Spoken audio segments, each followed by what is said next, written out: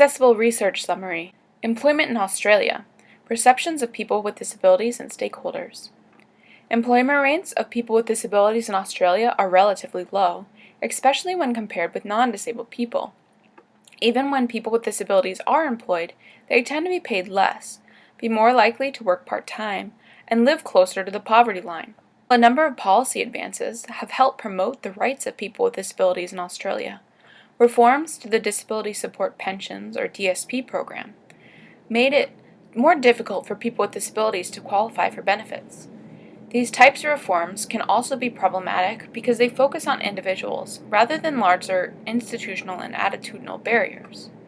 The purpose of this study was to review Australian disability policy changes related to employment and income. To do so, focus groups with people with disabilities and interviews with key stakeholders were utilized.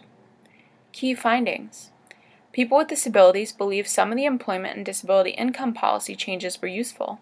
They particularly liked increased support, the wider range of jobs available, more equipment and technology, and the one-on-one employment assistance.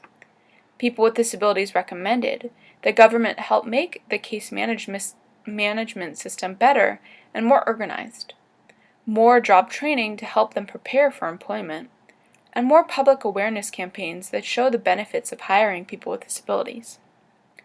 Policymakers describe the benefits of the policy reform in terms of personal responsibilities and individuals rather than addressing larger systemic issues.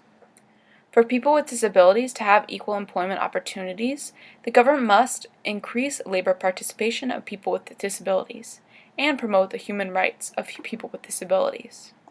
This Accessible Research Summary Brief series was brought to you by the Institute on Disability and Human Development at University of Illinois at Chicago.